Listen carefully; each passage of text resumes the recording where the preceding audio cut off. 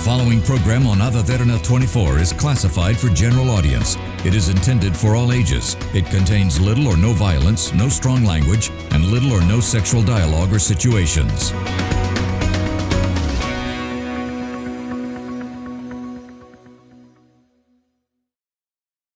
We would like to remind our viewers that the views expressed in this program by our participating guests are solely viewpoints of them who take part, and does not reflect the views and beliefs of the Derana Media Network.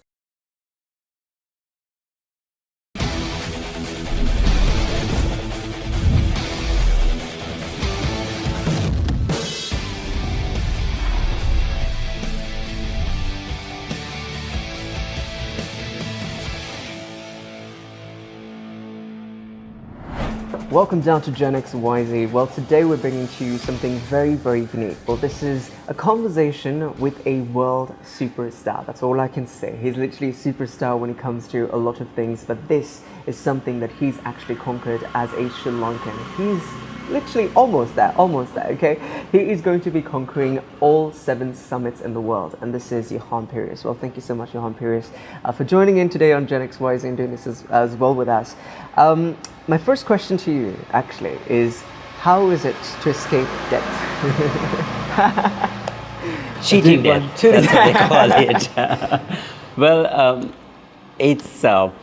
I've actually been through near-death situations many times, and not just once, but 3 or 4 times.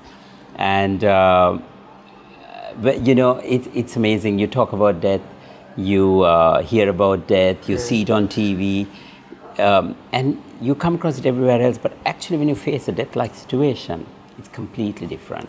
That really gets to you, and then you suddenly realize, wow, I'm in this situation. And it's a lot to do with mind. Yeah, it's mind over matter. And, you know, at a time like that, when you have to make certain decisions, it's amazing how you actually adapt to that situation and how your mind also plays this huge game with you, at a time like that. So, so near-death situations are crazy. I've been through it 3 times, once with a car accident. You know, they gave me 24 hours to live, to see whether I'll come around. That was one, and my whole face was disfigured, and you know they had to restructure my whole face. So that was a real experience for me. And another one was on the mountain, one of the mountains that I climbed, the first ice mountain I ever climbed. Our bodies went into severe dehydration. It's a long story, but to cut a long story short, it was a situation where I was bleeding internally and I was hallucinating. I gave up literally on the mountain. But then, for me, it was a spiritual experience that happened, and I came out of it and I was brought down. And my third one was this flood that I encountered in Bombay. Yes. Really? If you Google it, you'll find out. It's there on National Geography. It's the worst flood Bombay ever had, Mumbai ever had. The whole city went underwater. 2,000 odd people died in one go. Yeah, because they were trapped in their cars. So was I, in a taxi. And then we started walking. I hung on a bridge with water up to my neck the whole night. Literally the whole night. Yeah, for at least 5 hours. Oh my goodness, are you serious? Hoping that I can save myself because the current was strong. Yeah. And of course it was Mumbai. Yeah. So if I swallowed any of the water, You're I would have died anyway. I mean, that's incredible. You've gone through like so many of these trials as well when it comes to life as a whole. And honestly, so proud of the journey that you've taken as well, as a person, as a person that is actually inspiring a lot of people. We actually met not too long ago. We actually met during another event, and during this discussion, it was about what it took for you to really do what you are doing today.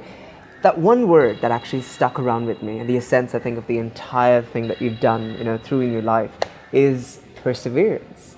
You mentioned perseverance, and that just stuck with me so strongly. I feel like perseverance could mean quite a lot of things, right? A lot of people would give up when there's perseverance. What was it for you? What is the actual definition for you when it comes to perseverance? So I think one of the greatest tests that I had was when we climbed Everest.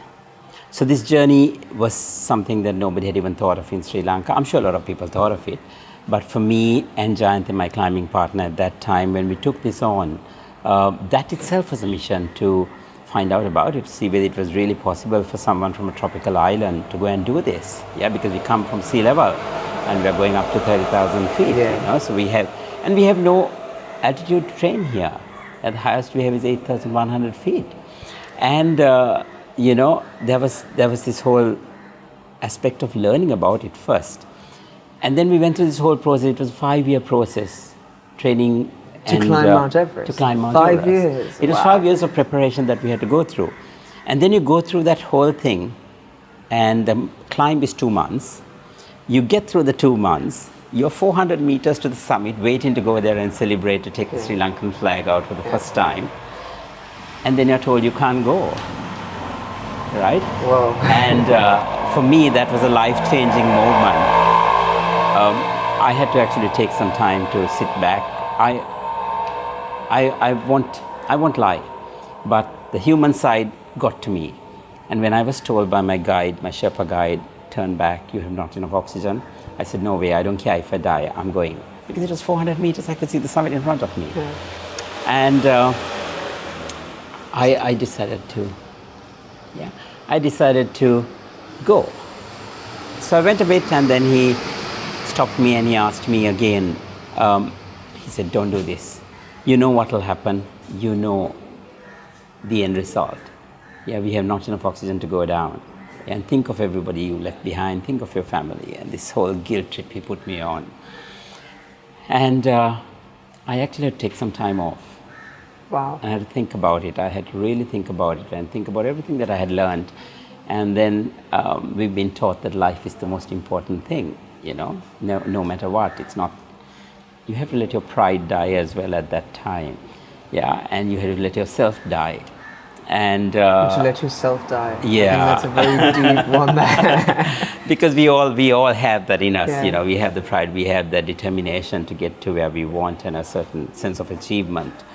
And I had to make a decision, and I believe that if I wasn't a spiritually strong person, I would have made the wrong decision. But at a time like that, I had to sit down, get my thoughts together, and meditate on it. Yeah. And then I made the right decision, because what came to my mind was life, choose life. Yeah, and those were the words that came.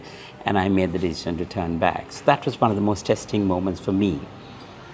And when I came back, the first question that I was asked here was, will you go back?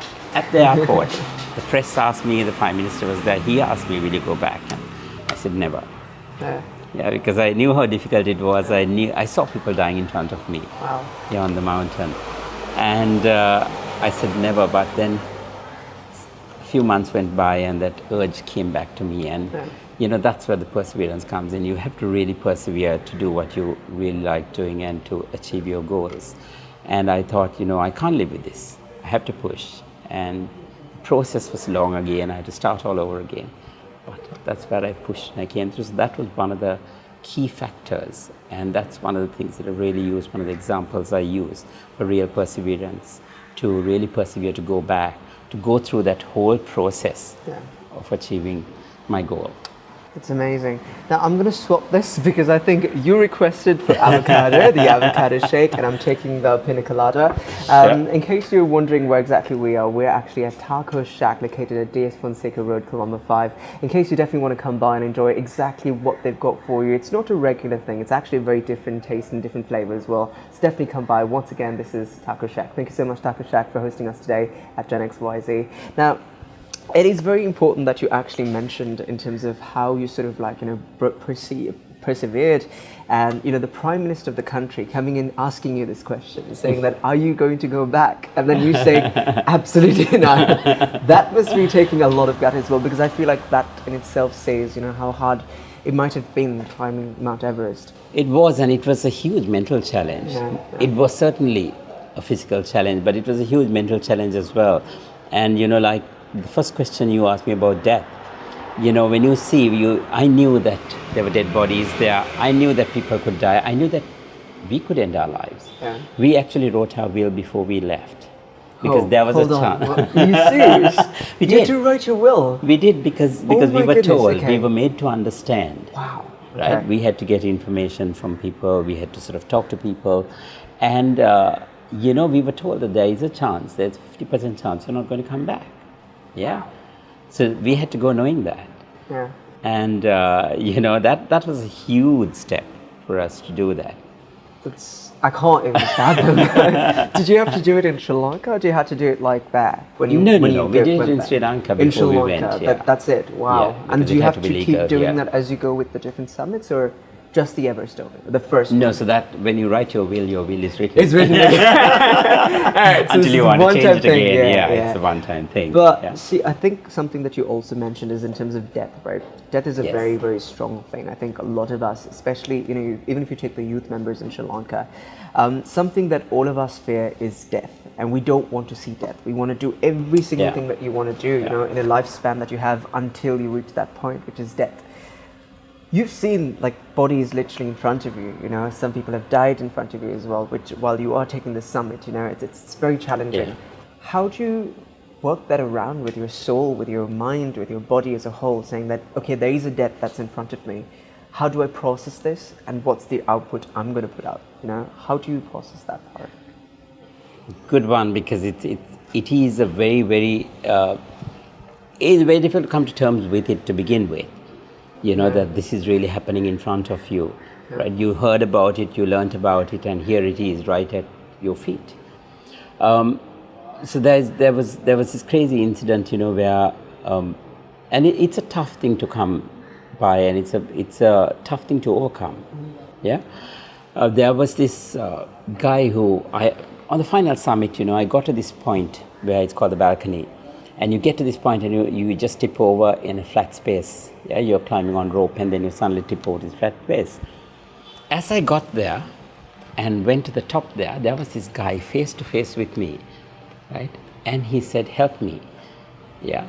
And I got a bit of a shock at that time.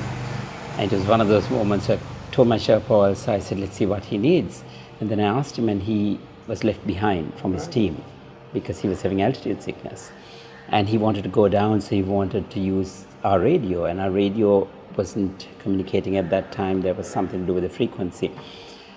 And I felt really bad after that, and I asked him, "Are you okay? We are going up. Do you need anything?" And then he said, "No, I'll be okay. I need to make my way down." And that face stayed with me. Yeah, that face stayed with me, and I went up. I came back after what happened to me as well. And when I came to Camp 4, I checked to see what had happened to this guy. So they said that he came down to Camp 4. He managed to get himself down to Camp 4, but he had just passed away. Right? Wow. He had just passed away, and that really got to me. It really got to me, and then my mind started playing up, and I was thinking, should I have stayed back? Should I have done something? There's guilt that comes into you as well. And it's a crazy feeling. So when I came back, I really struggled with it. I really struggled with it. I had to actually get help. I had to get help. I had to talk to somebody about it, because there I was in the middle of the night, seeing his face in my dreams and screaming and getting up. It's like PTSD. It's a different form of it, but it is what it is. And I actually had to get help to come out of it. So that's what it puts you through. Wow, I can't even imagine that. Oh my goodness. Just imagine like having that pop up in your face while you sleep. Like that is how deep it is. Yeah. But do you get trained for this, or do they not train you at all for this? Because I know when you go into the base camp, they actually give you a set of training that has to go through as well. Yes. Did they train you during that period of, okay, this might be a possibility? How do you like recover from it? So no, not in those terms. Okay. Not the kind of mental training that you should be. That you should go through. Like even in sports, I think there are not very many sort of mentors for that. Here, I think now they do with the teams and all that. But at that time, we didn't have anyone to talk to. So it was just talking to the others, talking to people who had experience and experienced that, to get out of that, how you get out of it and how you deal with it. That was the only way we had to. but most of the physical training that we had there, most of the training we had was just physical. Rest of it was just through conversations. Yeah, and we had to just make up our mind. I think something that is also very interesting is the fact that when it comes to, inspiring another person, because you are the first Sri Lankan, let me reiterate this, by the way, you're the first Sri Lankan to ever, climb Mount Everest, which is a huge thing, by the way. Take our The flag second up Sri there. Lankan, well, my partner with yes, me. yes, exactly. Still first, okay, Yes. still first.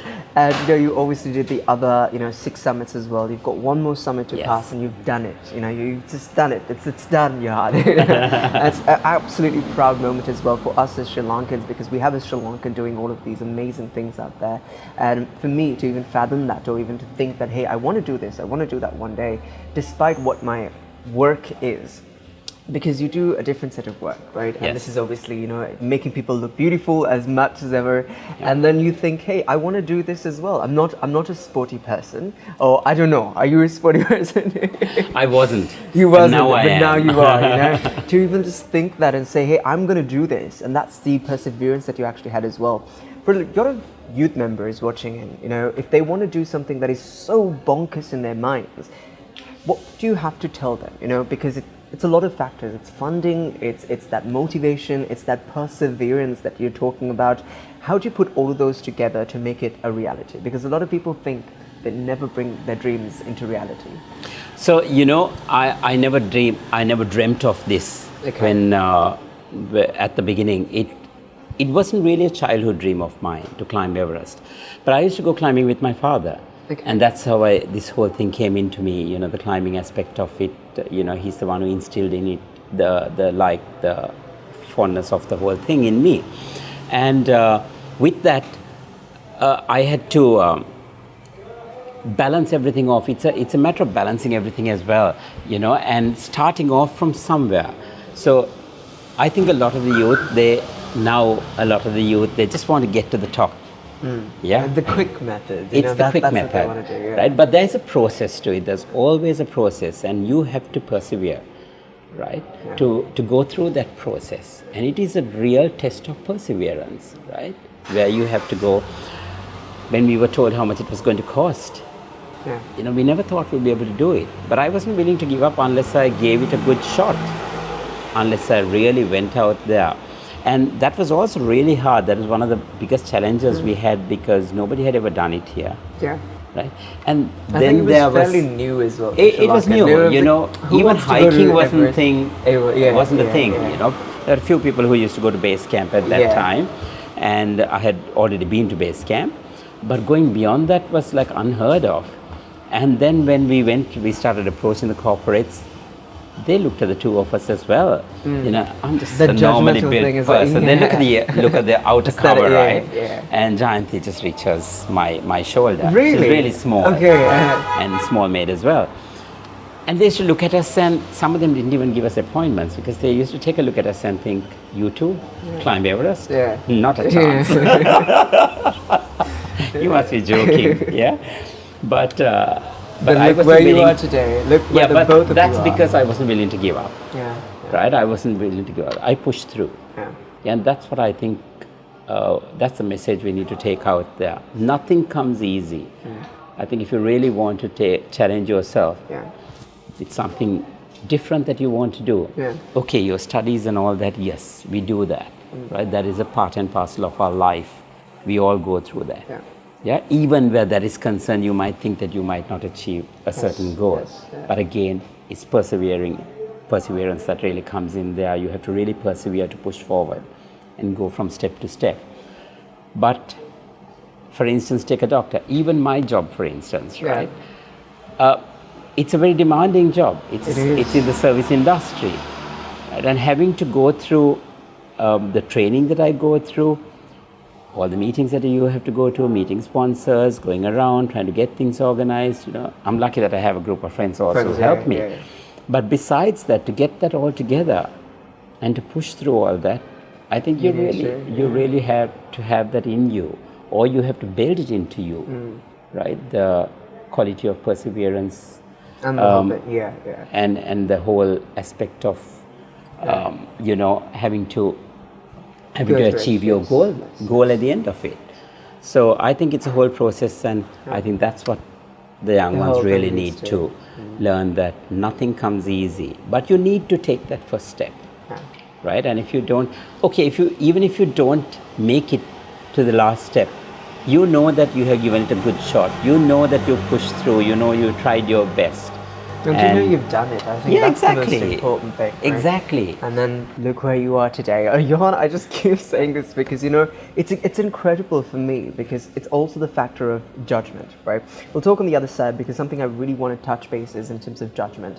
A lot of funding associations or institutions, the government as well, to be honest, when it comes to supporting local talent, you know, it's always in the factorials of categorizing, judging and being like, he's not going to make it. Why are we going to waste our money? He's not going to do this. But we are the ones who really, you know, put it all together and make Sri Lanka where it is today, you know. So we'll talk a little bit more on the other side, right here on Gen XYZ, where you're tuned in. We're in conversation with Johann, who is, if I would say, is a world star. That's literally where I can actually put, because he's actually really proven us so proudly in terms of, you know, conquering all 6 summits in the world, and he's going to do his final one very soon. So we'll take a little bit more details on the other side as well. But until then, going to jump into a short commercial break.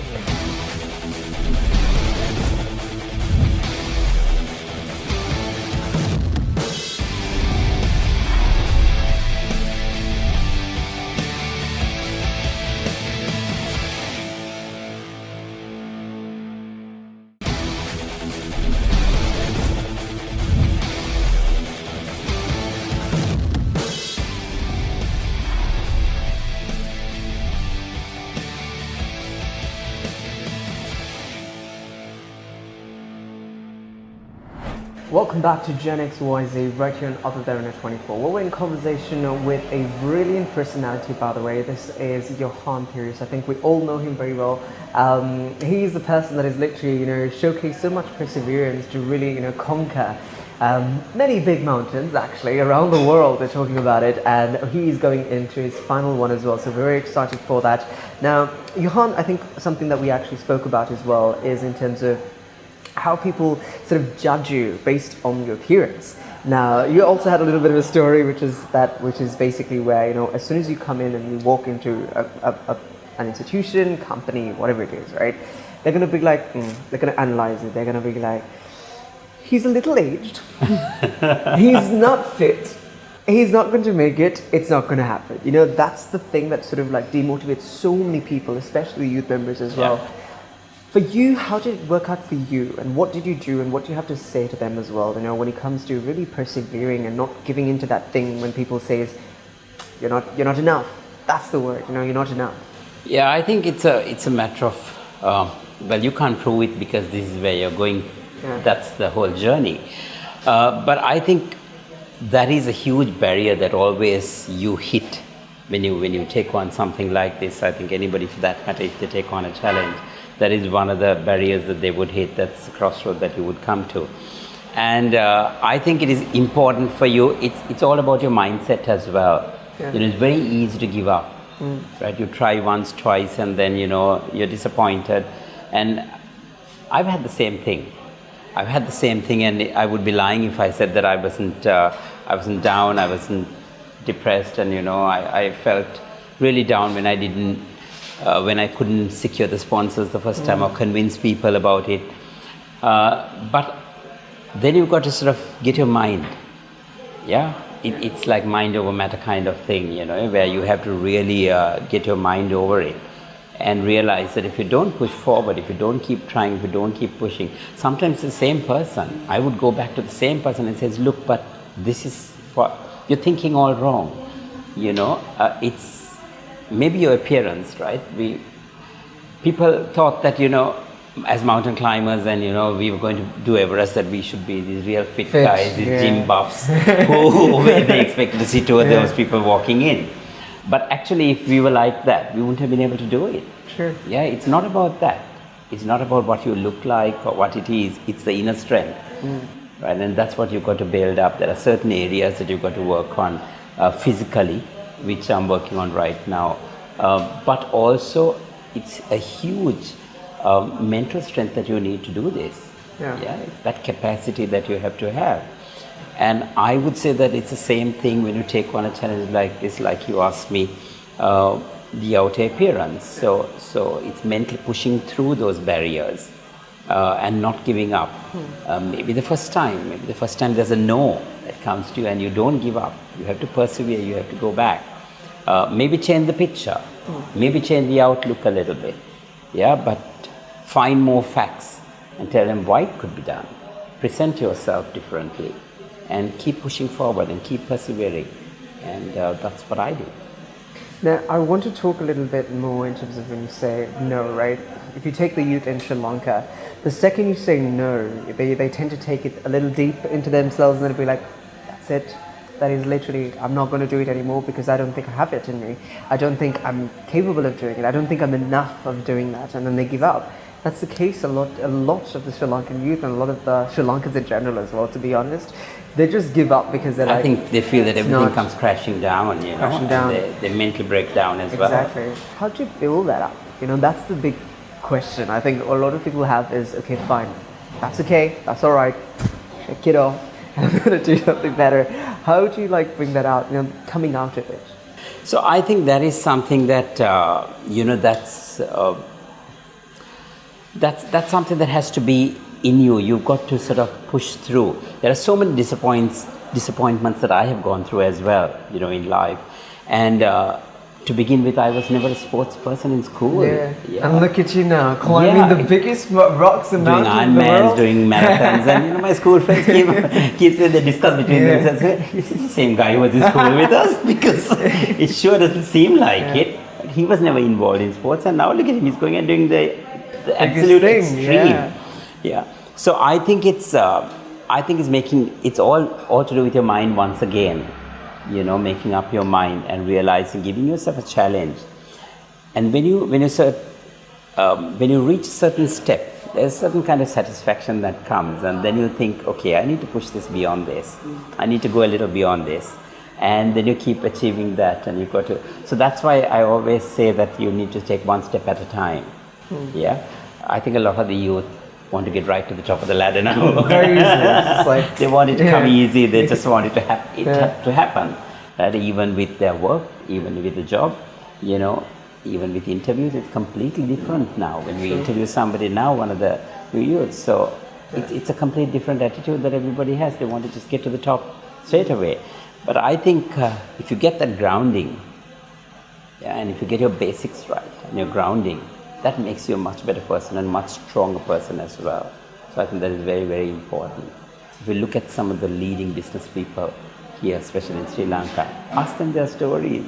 It's very exactly. It's always, hard, it's hard. They've gone through the mill. Yep, that's very, very important. Speaking about the mills, right? I think when you took the one before the last is what you mentioned, I think previously, is where when you did climb, you almost died. I mean, that's just so scary for me personally as well. And yet you had that perseverance to push through and go through.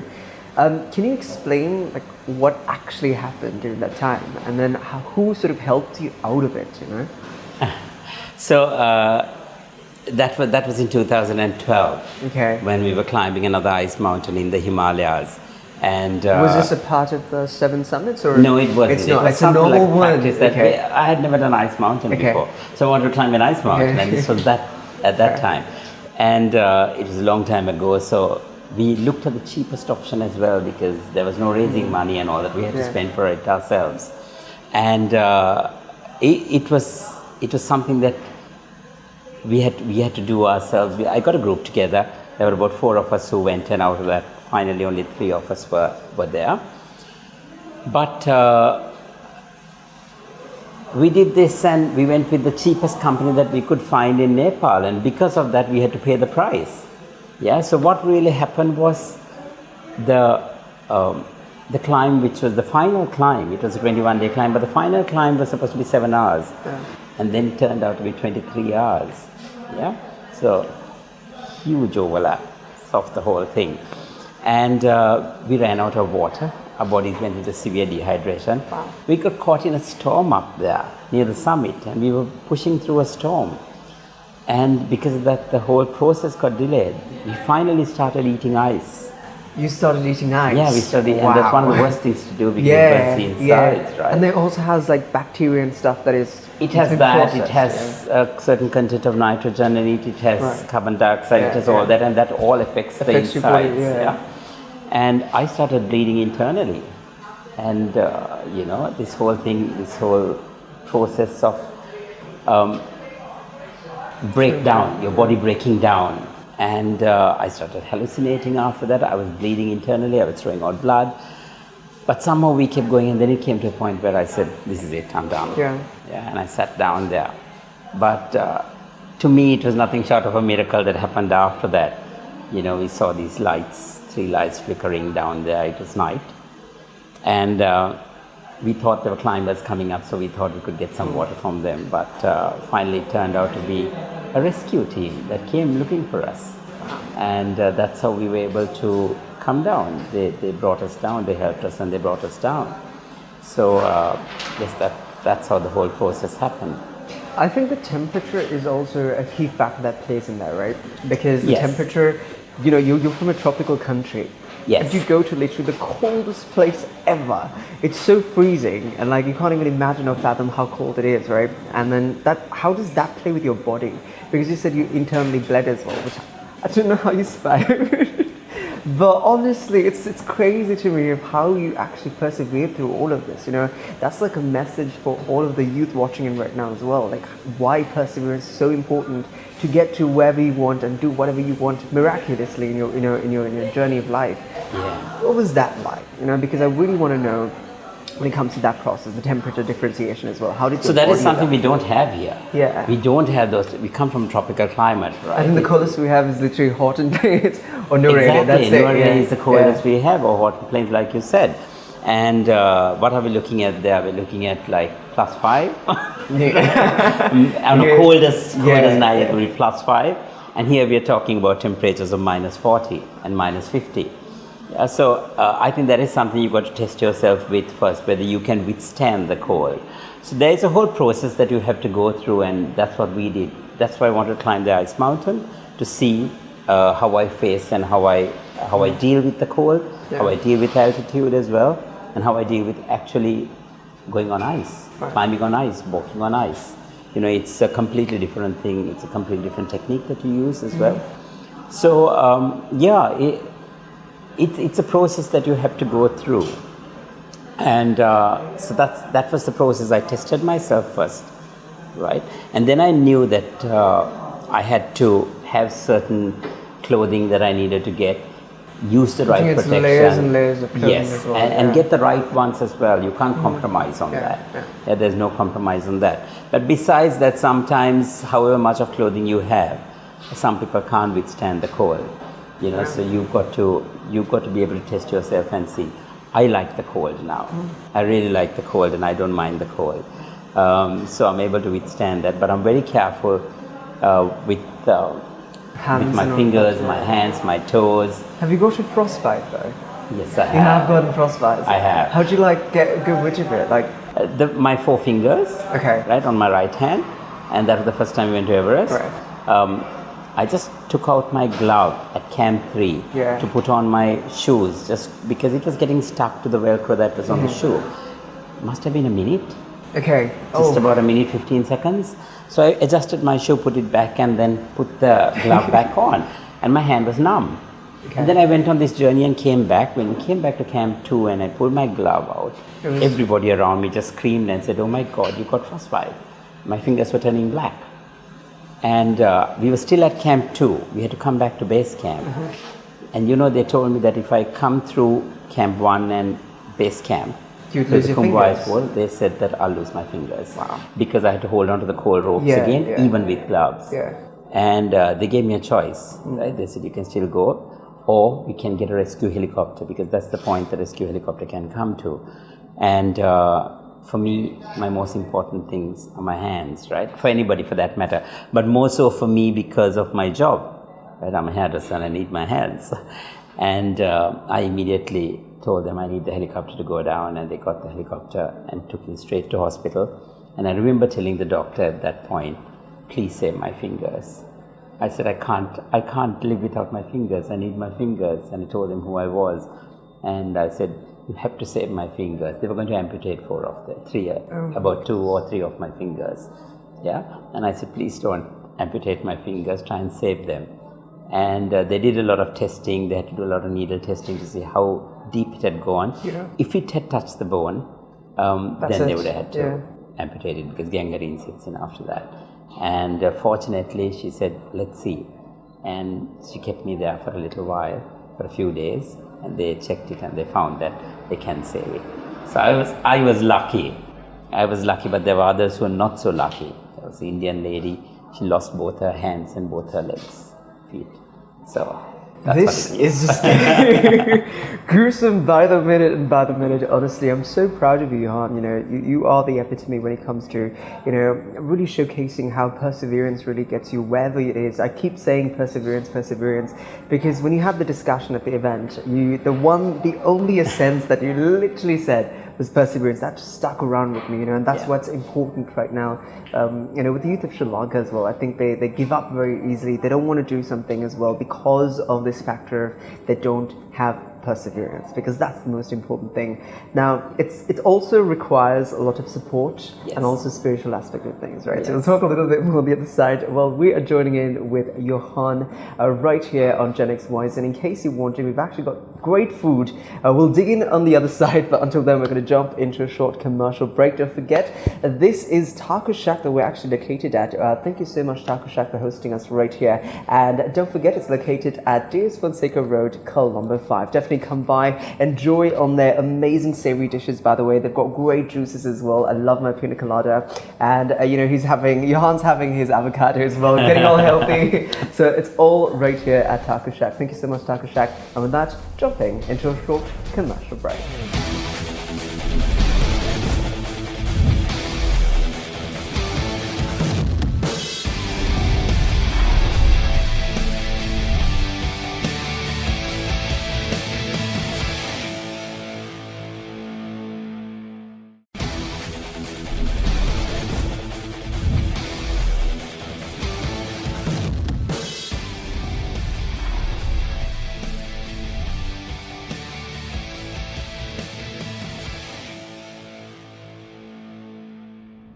Welcome back to Gen XYZ right here on Other Than 24, where we're in conversation with the one, the only world superstar, is what I'd like to say, because he really has, you know, proven to us the fact that perseverance is literally the essence when it comes to the journey of your life, pursuing exactly what you need in your life as well as a youth member, as a Sri Lankan in general. And this is, of course, Johann Pires. Well, thank you so much, Johann Pires. Now, I know we actually spoke quite a lot, but I want to talk in terms of your support and your spiritual support.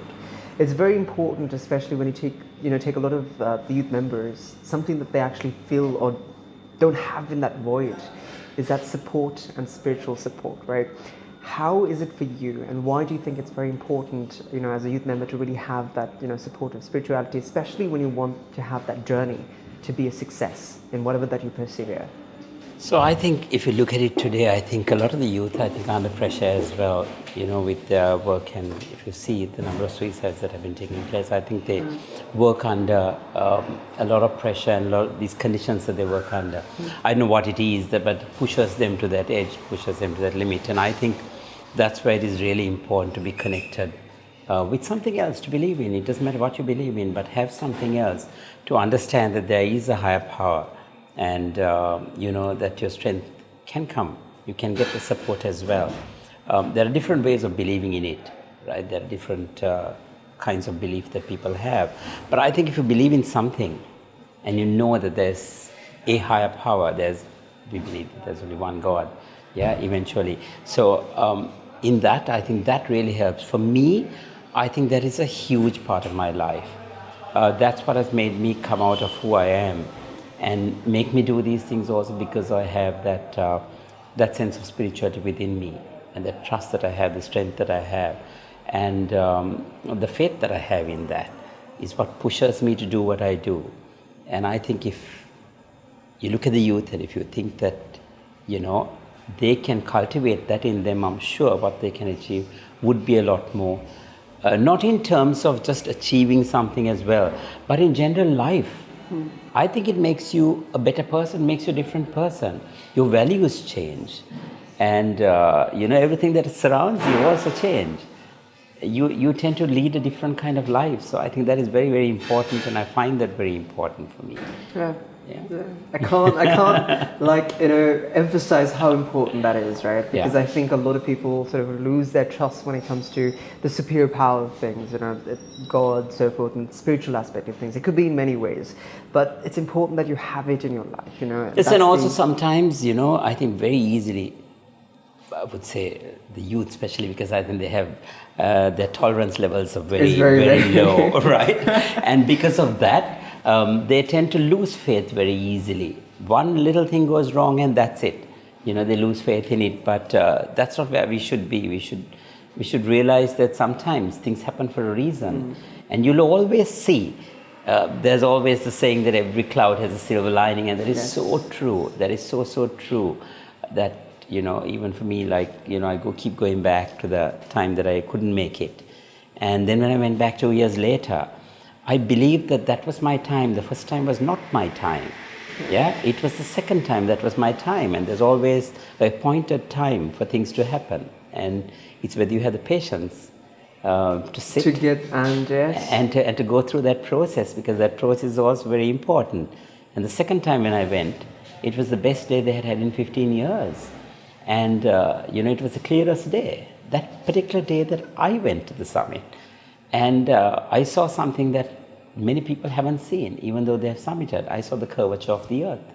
You're serious? Hold on. That's crazy, dude. Wait, what? Are you serious? You can see that? You can actually see the curvature of the earth. And I thought I was losing it. Okay. I really thought I was losing it, right? And I thought, my God, I'm starting to hallucinate, because there's the horizon. Sun is rising. Yeah. And it's not straight. And I thought, oh my God, what's happening to me? But then I suddenly remembered reading this in a book. To say that if it is a good day, you can actually see the curvature of the earth. And that's what I was seeing. And that put everything into perspective. And I suddenly realized, oh my God, I am the highest person on the earth at the moment, looking down at the earth. Yeah, and that just completely blew me away. So that's one of the examples, of waiting for that appointed time and having that kind of faith that we were talking about, and pushing through, because you realize that there's always, like I said, a silver lining, at the end of it. Sorry, I'm just trying to sort of process this. I mean, you see this in cartoons, right? Where, there is literally someone standing on top of the mountain, the highest point, and you see the curvature of the world. Yes, You feel like but it's that's real. crazy. Honestly, I can't even put it into words, and you were So for me, the flat earth theory is out of the window. It's out of the way. I've seen it. It's out of the way. It's no more. Earth is not flat. No, I mean, honestly, I'm so proud that, I'm sitting next to a Sri Lankan, a fellow Sri Lankan who's really broken everything and really gone through it and I can't put it into words. You've done it, that's all I can say. You've actually done it. And that's the biggest thing, I think, for everyone watching right now as well, as Sri Lankans, because you've made it happen, and that's the message that you need as well.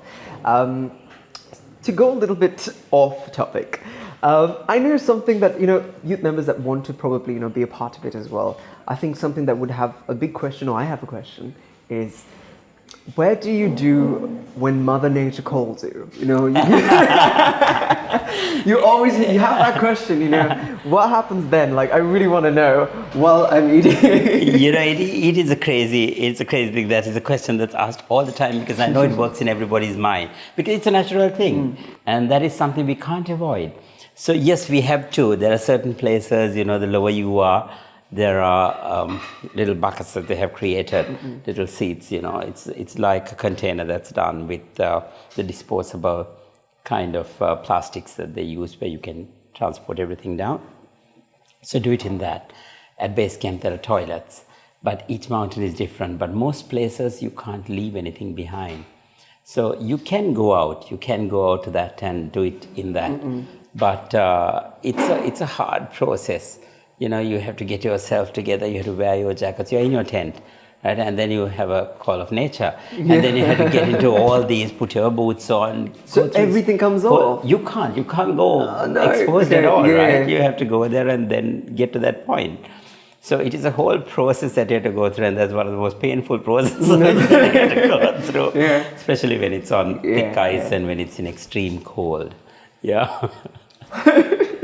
But it's something you've got to do. You've got to do what you've got to do. You got to do what you got to do. I mean, like, I think that's a question that a lot of people have. Yes. It's for people that go, climb mountains and people that go to the moon. I mean, like, into space. Yes. What do you do when nature calls? Because it's not very easy. But I think as a Sri Lankan, it's great where you've actually achieved as well. Have you got to say something very important? Because I know a lot of youth members want to sort of do this as well, because you've stepped that boundary, you've stepped that line, you've bought the standard. Johann, you really have, I'm so proud of that. But what do you have to say, the youth members that want to do that? Because you've done it. That's all. Yes, to whoever wants to do it, if you are somebody who's taking that little baby step, take the step, right? Always know that there is a starting point. There's got to be a starting point somewhere. And start small. Mm-hmm. I started by doing the little hikes here in Sri Lanka, the little mountains. Then, of course, Adam's Peak was a huge challenge at that time. And do Adam's Peak and then slowly progress from there. So that's where you start. And like we spoke earlier about everything that we spoke, don't give up just because there are challenges that come your way. Don't let that bring you down. Always remember that, like I said, it's a learning process. If we overcome that, we know that we have gone through the process, we have come one step higher, and we can keep pushing forward. So keep pushing through, right? Persevere through what you have to do, and don't give up easily. Have that mental strength to go through it, right? And if you do cultivate that, there's a lot that you can do in life. There's a lot that you can achieve in life. So I would encourage everyone to do that as well. All right. And if people want to follow your journey as well, I mean, what do we do? We want to really see you do the final one, because I know I have all the faith, and I'm very confident and trust you that you will do it, because we know you're going to do it.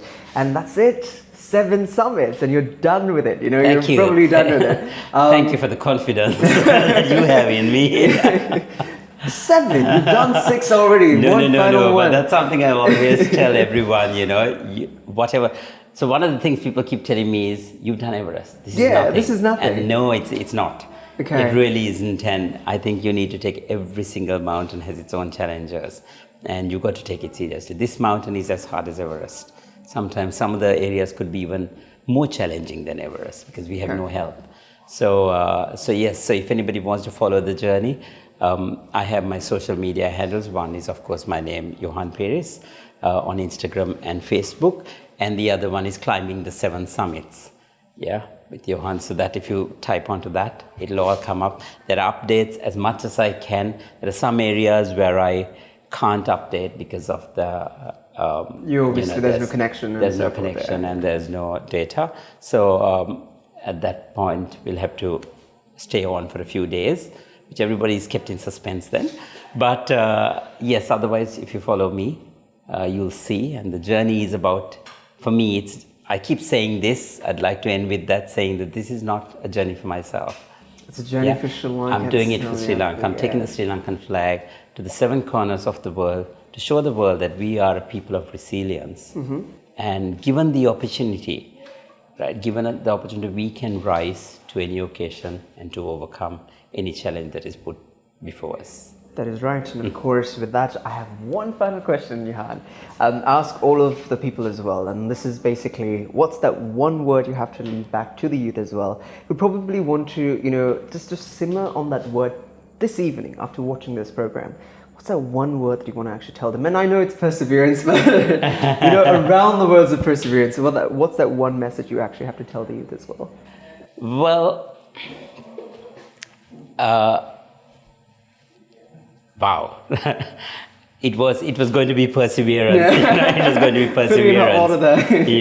We've done that already, but I think it is determination as well. Determination as well. Yeah. I think one of the things that go with that is determination. And if you have that in you, you can achieve anything Most at all. certainly. And with that, of course, Johann, it's incredible because you have the support of us, the Sri Lankans. You have my support as well. So we're very proud of the journey that you're going to take. And, it's the final one. It's the final one. You're going to do it. And we're very, very proud. So thank you so much once again. I know you're going through this process of, so many press meetings, so many other things as well, but you took your time to come here. So thank you so much once again. And I think it's a very, very essential message for a lot of people watching right now as well, to, really persevere with their lives and their journey as well. So thank you once again, and all the very best with everything that you're going to do, with your future as well. But until then, we also have to appreciate Taka Shack for also hosting us today and giving this beautiful, array of different cuisines as well. So definitely come by. It is DS Fonseca Road, Colombo 5 is exactly where they are. You can come by, enjoy their amazing cuisines, amazing juices as well. And it's a little bit of a different flavor. So come by and definitely try it out as well. Thank you so much, Taka Shack. And with that, in case you definitely do miss out on an episode, you can check us out on youtube.com/otherderana English. And also, we have a new thing that's happening right now. So you can definitely send us an email, by the way, on feedback.other24english@derana.lk, or also text us on WhatsApp on 076-805-7933 are the number as well. With that, we'll be back with a different episode right here on Gen XYZ.